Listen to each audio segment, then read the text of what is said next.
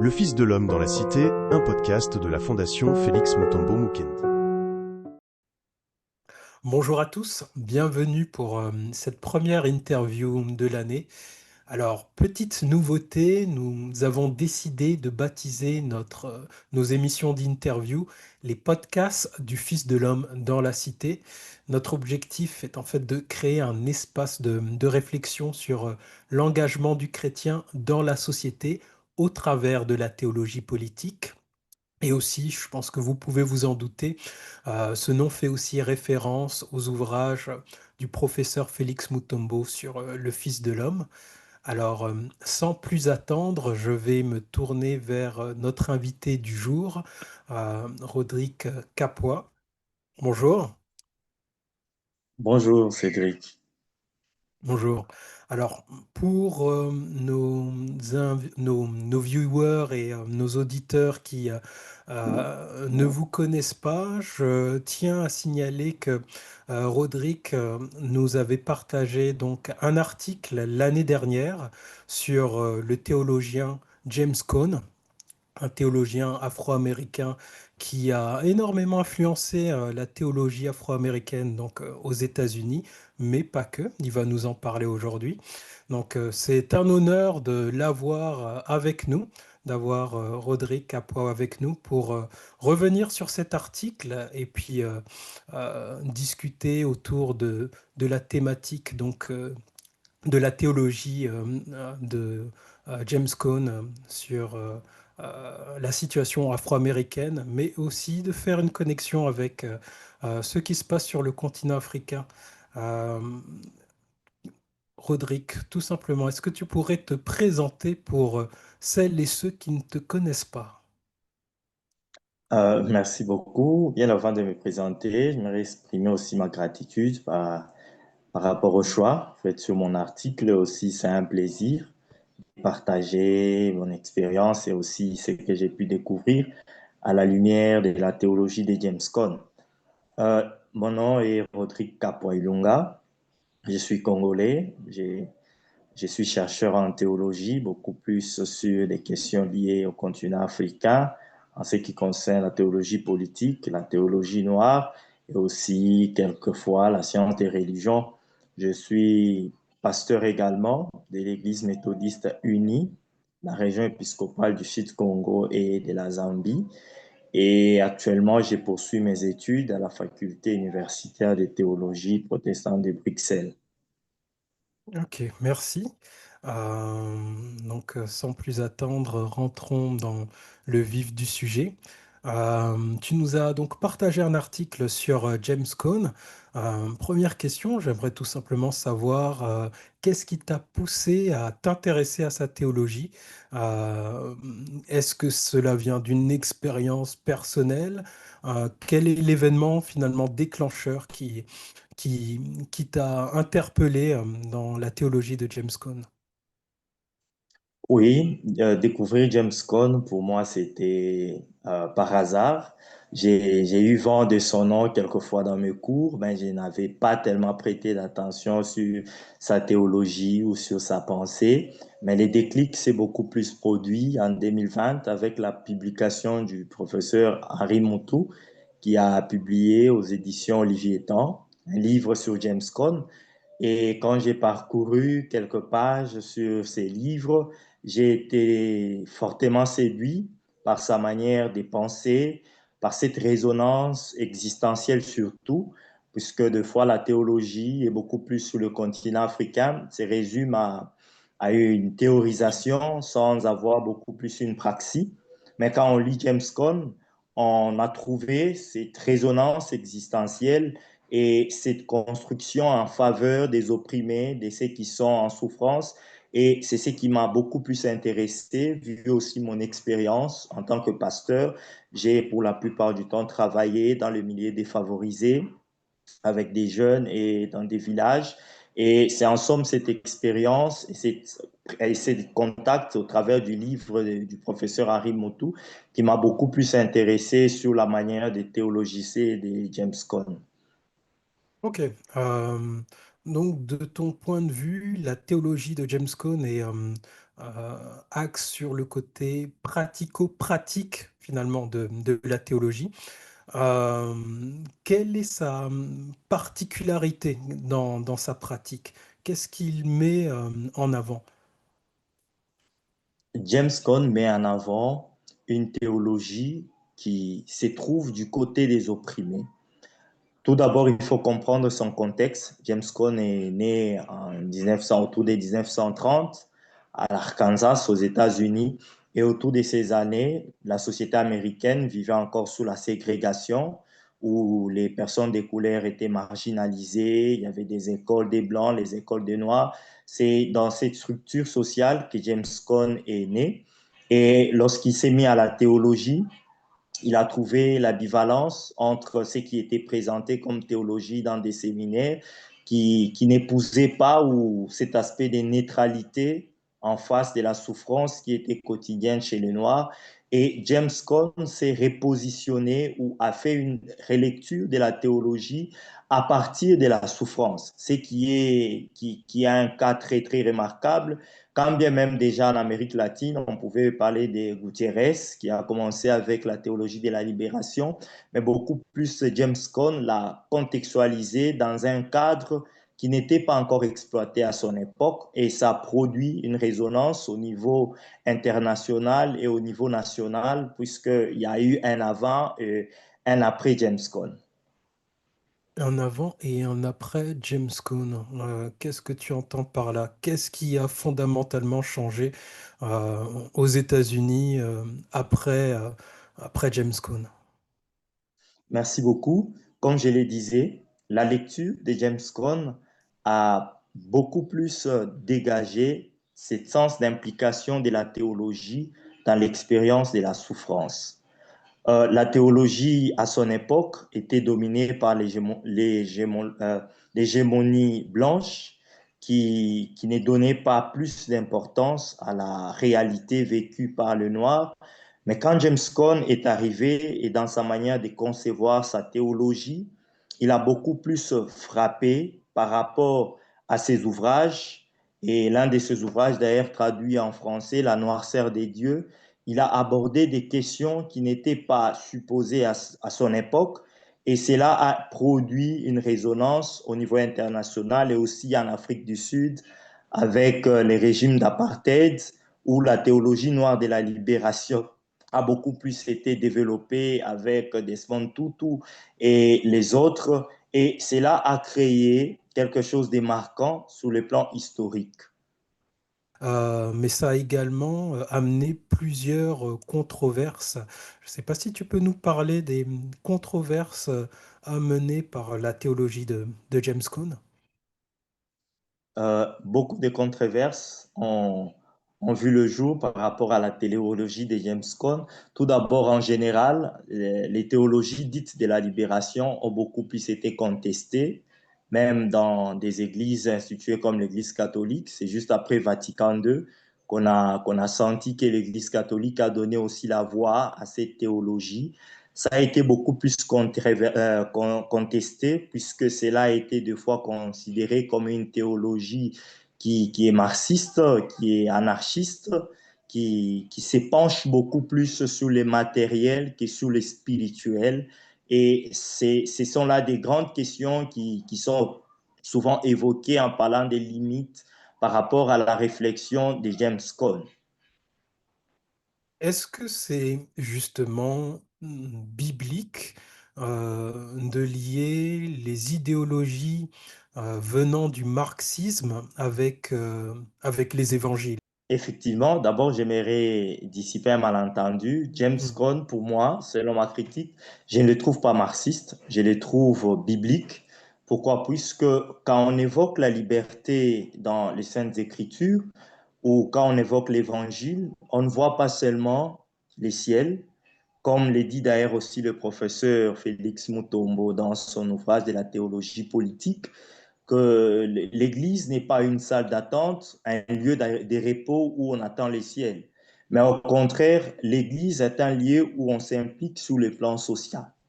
Et ces modèles se trouve aussi dans les évangiles. Par exemple, lorsque Christ guérissait, nourrissait, libérait, restaurait la dignité dans les évangiles, cela ne veut pas dire qu'il a donné plus de l'importance sur le physique ou sur le matériel, mais bien au contraire, il a insinué que la libération n'est pas seulement le salut, mais la libération doit commencer là et doit se perpétuer à l'accomplissement du salut au jour de sa venue.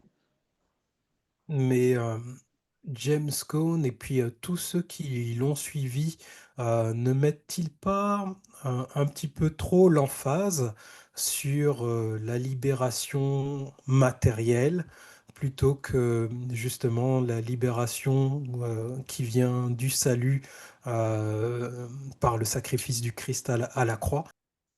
Alors, moi, je dirais beaucoup plus cette critique est formulée par ceux qui n'ont pas cette réalité par rapport au contexte de souffrance dans lesquels des gens ont formulé une telle pensée. Je prends l'exemple des pays africains, comme actuellement, avec ce qui se passe au Soudan, avec ce qui se passe à l'est de la RDC. Nous, en tant qu'Église, qu'est-ce que nous pouvons porter comme message par rapport à ces gens? Est-ce que nous pouvons seulement nous limiter à leur parler du ciel, du paradis, ou l'Église doit aussi se ranger en faveur de ce qui s'est fait actuellement? Moi, je pense beaucoup plus, cela se situe sur les vécus ou sur l'expérience, puisque ceux qui ont prôné la pensée de James Cone, en majorité, ce sont ceux qui ont vécu cette expérience de souffrance. Et quand vous êtes aujourd'hui au Soudan, quand vous êtes aujourd'hui en République démocratique du Congo, quand vous êtes aujourd'hui au Sahel, vous allez voir que James Cone, c'était un théologien qui avait des lunettes bibliques dans sa façon de concevoir sa théologie, puisque l'Église ne va pas seulement se limiter à publiciter un voyage vers les ciels, tant que les humains, les personnes vivent dans l'injustice sociale, vivent dans la misère, vivent dans la dépossession, l'Église doit commencer par là et concrétiser cela avec les saluts. Mhm. Je suis tout à fait d'accord avec ce que vous venez avec ce que tu viens, pardon, de développer.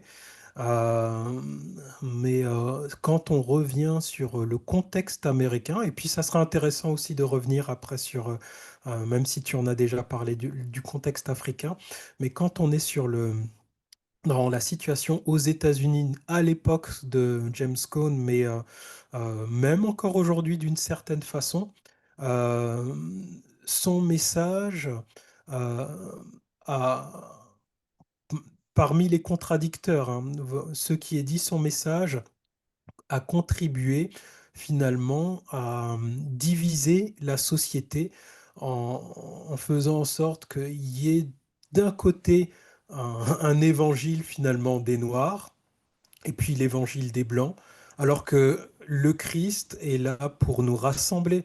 Euh, Comment contre-argumenterais-tu par rapport à finalement cette critique qui est faite que la théologie de James Cone, le message de James Cone a tendance à diviser plutôt que de rassembler?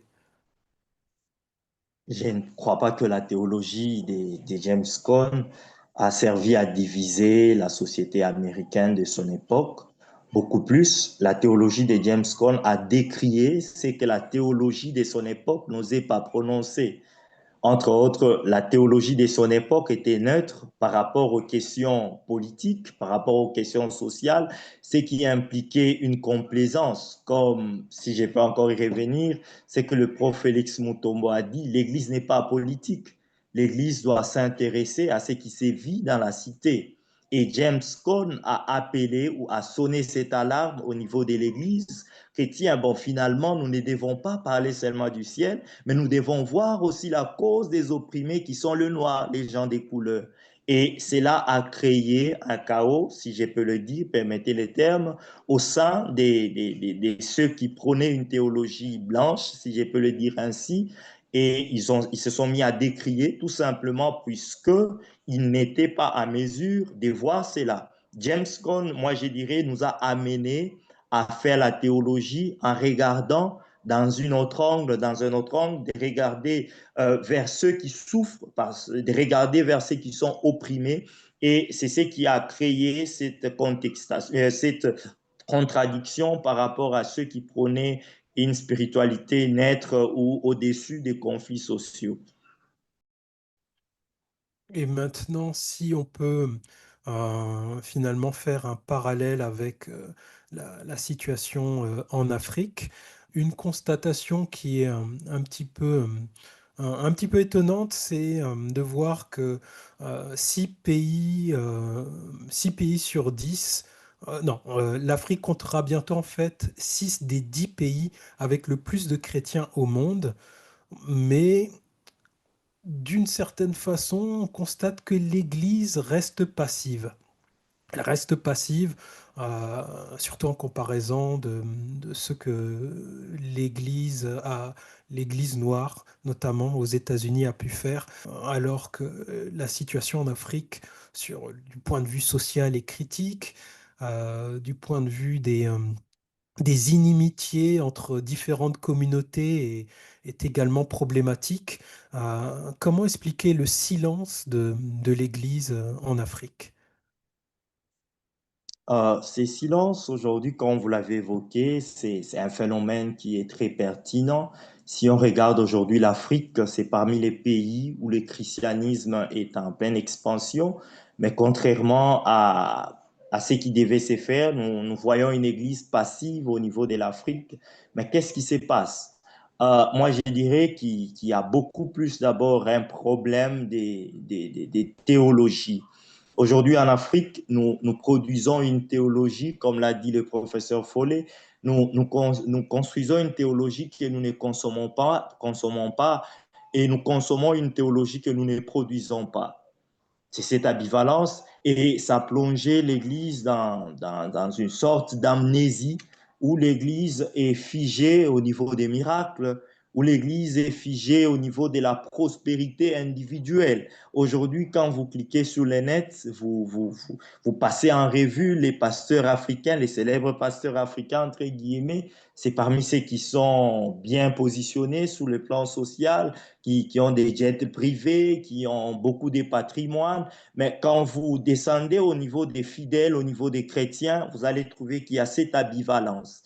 Et aussi, vous allez remarquer qu'il y a cette problématique des fuites vers les ciels en Afrique, où l'Église se concentre beaucoup plus à, je ne dis pas que cela est mal, cela est bien, l'Église se concentre beaucoup plus vers les ciels, tandis qu'il ignore la condition actuelle des fidèles, des chrétiens, des citoyens, et cela plonge l'Église africaine aujourd'hui dans une sorte d'amnésie qui fait assez que malgré la masse des chrétiens que nous retrouvons aujourd'hui en Afrique ou d'églises que nous retrouvons aujourd'hui en Afrique, sur le plan implication sur des questions sociales liées aux plus démunis, aux opprimés, restent des faibles considérations.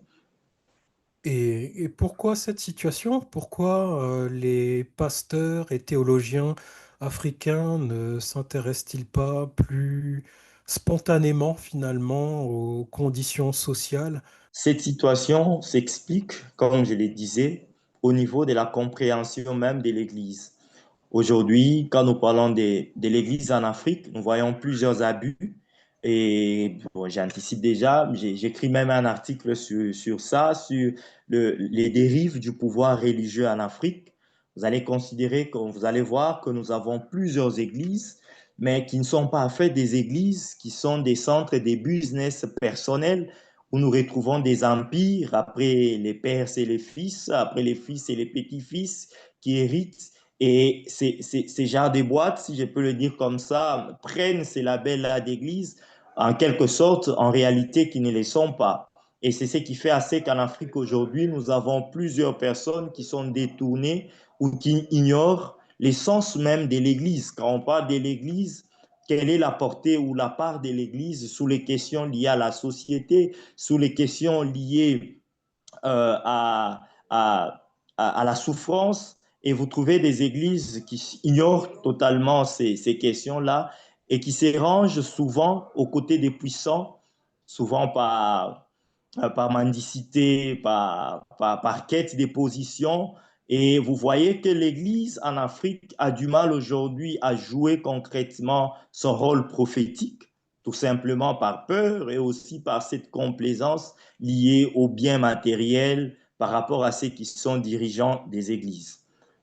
Et comment en est-on arrivé là? Est-ce que c'est un manque de formation? Oui, les raisons sont les gens, si je peux le dire ainsi, mais je peux relever quelques points. Entre autres, nous avons des problèmes de formation théologique. C'est un sérieux problème. Quand bien même qu'il existe aujourd'hui plusieurs facultés, entre guillemets, de théologie, mais ce sont des facultés de quelle qualité, où nous trouvons des gens qui se confèrent sans preuve des titres de docteur et j'en passe.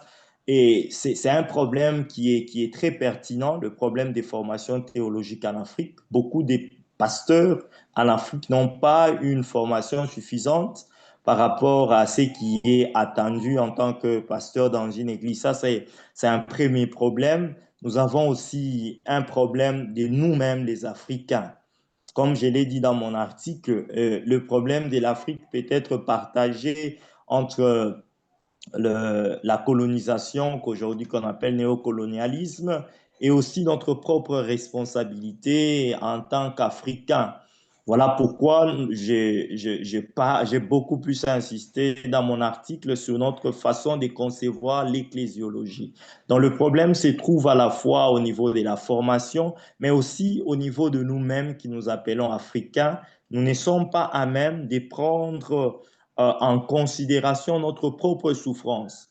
Nous attendons plus de l'extérieur que de nous-mêmes. Et cela nous plonge dans un chaos. Aujourd'hui, si vous voyez beaucoup de conflits qui sont en Afrique, nous avons tendance à pleurnicher à l'extérieur, que l'aide puisse venir de l'extérieur, que la solution puisse venir de l'extérieur. Or, c'est nous-mêmes qui devons être l'objet de nos propres solutions. Et c'est ce qui crée en soi ces chaos au niveau aussi de l'Église en Afrique. Mhm. Tu parles dans ton article de l'éclosiologie positive. Est-ce que tu peux détailler un petit peu plus, nous expliquer ce que tu entends par ça? Euh, J'entends par ecclésiologie positive, concrètement, quand je parle ecclésiologie positive, je vois premièrement une église qui est à l'écoute des cris de la population. Je vois une église qui est attentive par rapport à ce que la population est en train de vivre. Et deuxièmement, quand je parle d'ecclésiologie positive, je vois une église qui dénonce les injustices. Ça, c'est un problème qui est très notoire aujourd'hui dans le continent africain. Nous avons des églises qui cautionnent les injustices. Plusieurs injustices qui se passent au niveau de l'Afrique, l'église reste muette. Où nous vivons des cas très, très pertinents. Par exemple, nous avons des zones qui sont extrêmement riches, mais où la population ne bénéficie en rien. Mhm. L'Église devait se ranger normalement aux côtés de ces défavorisés. Nous avons aujourd'hui des pays en Afrique où on ne devait même pas payer les carburants, où on ne devait pas payer l'électricité, vu les barrages que nous avons, vu la richesse que nous avons dans le sous-sol. Mais tout simplement puisque l'Église ne dénonce pas ces injustices et voilà ces injustices continuent à se perpétuer en quelque sorte. Quand je quand je parle d'ecclésiologie positive, je vois aussi une église qui forme les consciences. Quand bien même la tâche de l'église est en premier lieu l'annonce de la parole, mais nous devons aussi avoir au sein de l'église une formation par rapport à la conscience collective en tant que population. Puisqu'aujourd'hui, la plupart de nos dirigeants se disent chrétiennes, comme pour nous qui sommes en Afrique centrale. Mais ce sont ces mêmes dirigeants qui sont chaque dimanche dans nos églises, qui détournent les fonds, qui brillent par la mégestion. Mais c'est contraire à ce que nous les enseignons chaque dimanche. Or, l'Église doit insister sur cette forme de prise de conscience. Quand je parle d'ecclésiologie positive, je vois aussi une Église qui s'engage pour la dignité humaine, les conditions de vie. Aujourd'hui, nous avons des conditions de vie qui sont très précaires en Afrique. Il y a des zones où je peux vous dire, par exemple, moi qui travaille dans des villages, vous trouvez dans des villages où des gens n'ont pas d'hôpitaux. Il n'y a pas d'hôpital.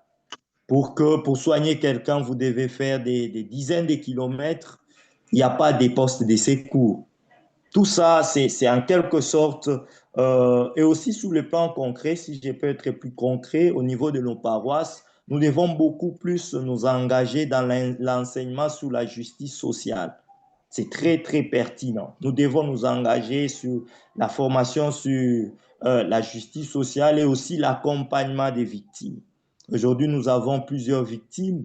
Par exemple, pour nous qui sommes en République démocratique du Congo, avec ce qui se passe à l'Est, nous avons plusieurs victimes et l'Église doit prêter une oreille attentive par rapport à ce qui se passe pour venir en aide à ces victimes des différentes guerres.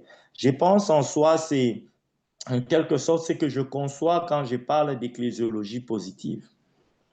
Mhm. Ah ben c'est très clair. Et en parlant de l'éclosiologie positive, pardon, euh, si on revient à des questions spécifiquement d'ordre africaine, et j'ai en tête le tribalisme, la sorcellerie, ou bien d'autres traditions ancestrales. En quoi cette éclosiologie positive pourrait répondre finalement à ces problématiques? L'ecclésiologie positive répond concrètement à ces problématiques, puisque l'ecclésiologie positive, comme je le disais, c'est une ecclésiologie aussi qui donne lieu à une prise de conscience éthique, puisque aujourd'hui, il y a de ces églises que je peux considérer des tribales en Afrique, où vous retrouvez les gens d'un même dialecte, vous retrouvez les gens qui viennent d'un coin et ils se forment dans une église et ils appellent ça église. Mais quand je parle des églises, d'une ecclésiologie positive, je vois une église qui se focalise aussi sur l'éducation civique et éthique. C'est au niveau aussi de l'éthique où l'Église doit s'impliquer pour répondre à des questions liées aux problèmes tribaux, liés à des problèmes des sorcelleries, à des problèmes des traditions. L'Église doit beaucoup plus s'impliquer sur l'éducation civique et éthique. Ce qui n'est pas beaucoup plus le cas aujourd'hui en Afrique. C'est rare aujourd'hui en Afrique de trouver des écoles des dimanches dans nos églises. Nous nous contentons des cultes spontanés, nous nous contentons des cultes dans nos méga-churches, mais nous ne nous contentons pas aussi d'une formation holistique qui prend en compte tous les aspects de la vie des citoyens, puisque les cas en Afrique sont légion. Je prends par exemple les cas de la RDC où vous avez plus de 400 ethnies qui ont du mal à cohabiter. Je prends par exemple le cas du Soudan, je prends par exemple le cas du Rwanda. Euh, tout ce coin-là avec de particularités tribaux, moi je pense que nous devrions, en quelque sorte en tant qu'Église, nous focaliser aussi sur l'éducation civique et éthique qui nous aiderait à répondre tant soit peu à ces questions liées au tribalisme. Et aussi, pour ce qui est de la sorcellerie, bon, ça fait partie beaucoup plus de l'ontologie africaine. C'est difficile de détacher l'Africain par rapport à cette vision des choses. Moi, je prônerais beaucoup plus à cette question d'être la sincérité dans nos églises, puisqu'aujourd'hui, nos églises, nous utilisons ces narratifs de sorcellerie pour... pour contrôler les fidèles. Quand on parle de sorcellerie, vous voyez, vous brisez ces murs des protections en face de son co-débatteur et vous l'amenez à votre guise, à ce que vous voulez qu'il fasse. Or, la sorcellerie existe bel et bien, mais nous, en tant qu'Église, nous devons chercher à former et à dire ce qui est réel par rapport à ces cas de sorcellerie et des traditions africaines. Ça paraît pourtant évident qu'il faut agir justement il faut agir sur la formation, sur l'éthique, mais pourquoi rien n'est fait à ce niveau-là? De mon point de vue, La chose n'est pas faite puisque, bon, comme on l'a dit, en Afrique, il y a d'abord un problème des ressources. Peut-être je prends l'église méthodiste où je suis pasteur. C'est une église qui a quand même des ressources avec des partenaires aux États-Unis qui peuvent des fois financer ces genres de formations que nous faisons déjà. Mais il y a de ces églises qui sont en précarité, qui n'ont pas des moyens et qui n'ont pas des personnes formées par rapport à cette question. Moi, je parlerai beaucoup plus aussi de l'État. Nos États doivent nous aider, nos gouvernements doivent nous aider. Pourquoi? Puisque la chose religieuse n'est pas laissée à la guise de tout le monde. Comme les dit les communistes, la religion est l'opium du peuple. C'est quelque chose qui doit se contrôler dans sa manière de s'établir dans un État, dans sa manière des croissances. Cela doit être contrôlé. Donc, moi, je pointerai beaucoup plus du doigt les pasteurs et aussi plus nos gouvernements, puisque nos gouvernements devaient nous aider dans ces genres d'accompagnement au niveau des formations éthiques et formations civiques aussi. Très bien. Et pour revenir et refaire le lien avec James Cone, euh, quel lien pourrais-tu faire finalement entre la démarche de James Cone aux États-Unis euh, et, euh, et notre situation en Afrique? Le point de jonction entre la théologie de James Cone et la situation de l'Afrique se situe au niveau de la souffrance.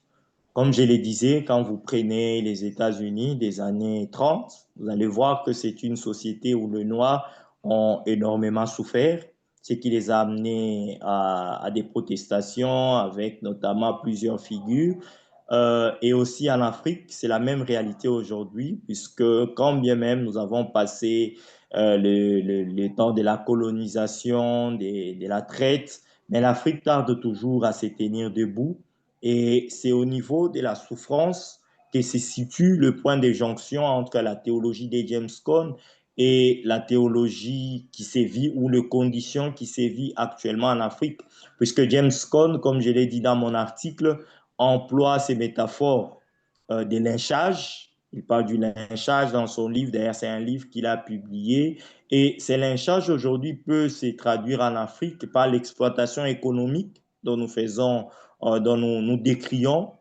Aujourd'hui, le lynchage en Afrique peut s'exprimer en termes de guerres entretenues pour des intérêts extérieurs. Aujourd'hui, vous avez des guerres en Afrique qui n'ont pas lieu d'être, qui sont manipulées à partir de l'extérieur du continent.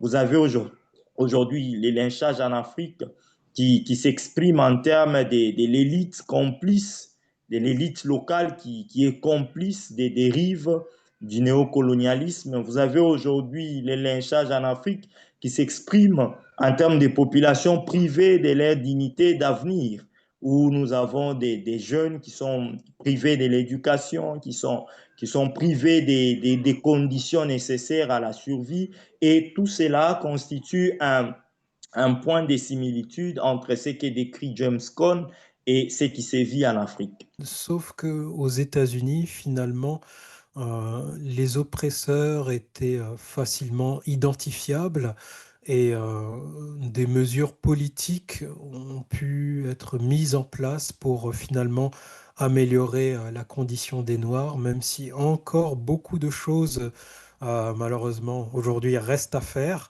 Oui. Mais en Afrique, les acteurs sont tellement multiples. Tu parles de néocolonisation, mais il y a aussi tout simplement les intérêts des différentes communautés. On parlait tout à l'heure du tribalisme. Euh, Tu as tout simplement la culture, certaines cultures africaines qui peuvent être justement un frein. Oui, effectivement, les causes sont multiples aujourd'hui quand nous parlons des problèmes de l'Afrique. Il y a plusieurs causes, comme vous venez de l'évoquer. Nous avons le néocolonialisme, nous avons le problème de gouvernance, nous avons des problèmes des intérêts extérieurs. Et tout cela se résume en termes de souffrance pour la population. Et c'est cette souffrance qui trouve écho dans la théologie de James Cone. Le problème ici n'est pas de calquer la théologie de James Cone, puisque il y a plusieurs ambivalences par rapport au contexte, comme vous l'avez évoqué. Mais ici, le problème est d'exploiter sa méthode. Beaucoup plus, c'est ce qui nous intéresse, c'est au niveau de sa méthodologie, au niveau de sa compréhension du religieux, et c'est ce qui est très important. Pourquoi? Puisque nous ne faisons pas, nous ne calquons pas directement cette théologie telle qu'elle a été formulée dans le contexte des États-Unis pour l'appliquer à l'Afrique, mais beaucoup plus c'est au niveau de sa méthodologie. C'est ce qui est plus intéressant, puisque vous avez aujourd'hui en Afrique, par exemple, des théologiens qui ont épouser tant soit peu cette philosophie ou cette pensée de James Cone. Je peux vous citer par exemple le Weng et Gumbert Weng, qui est un prêtre camerounais qui a aussi développé une théologie de la libération très farouche par rapport à la domination, au néocolonialisme et à la mauvaise gouvernance. Vous avez par exemple Jean-Marc Ella qui a aussi parlé de la souffrance. Par exemple, dans son livre Les cris de l'homme africain, il est en train d'évoquer ces problèmes que nous venons de citer. Vous avez par exemple Kamana, qui est aussi un éminent théologien, qui a évoqué beaucoup plus ici, je dirais, le problème avec la théologie de James Cone. On peut s'en servir sous le plan méthodologique et non pas faire du copier-coller, puisque les contextes sont quand même différents. Penses-tu que le mouvement que tu représentes aujourd'hui est en train petit à petit de devenir le mouvement dominant dans l'Église ou euh, on est encore loin du compte? Alors, pour être honnête, on est encore loin du compte, Mhm. puisqu'aujourd'hui, en RDC, nous connaissons un recul, d'abord par rapport à l'unité de l'Église. Aujourd'hui, l'Église au Congo est divisée. Nous avons la Cinco et les CC d'un côté, nous avons les églises de réveil, la plateforme des confessions religieuses aussi de l'autre côté. Et chaque fois, ce sont des contradictions par rapport aux propositions, différentes propositions des sorties de crise. Il n'y a que des contradictions. Moi, je pense que là, il y a beaucoup à faire en ce qui concerne concrètement la RDC. Pour ce qui est de l'Église, c'est une grande cacophonie aujourd'hui. Il y a beaucoup de choses à faire, mais je reste positif. Je reste positif que l'avenir nous cache encore ou nous réserve encore des jours meilleurs par rapport à cette question. Et pour ma part, en tant que théologien, en tant que pasteur, je suis optimiste et je continue à militer pour cette position en faveur d'une église prophétique, une église qui s'implique aux réalités sociales, aux réalités de sa population. Et je pense que pour ma part, j'attends des gens qui sont intéressés aussi, qui demandent des fois à être éclairés davantage sur cette thématique. Et dans cette perspective, je crois que les choses vont aller mieux, quand bien même je ne peux pas toucher la totalité, mais je sais que j'ai mon rôle à jouer et je l'assume concrètement.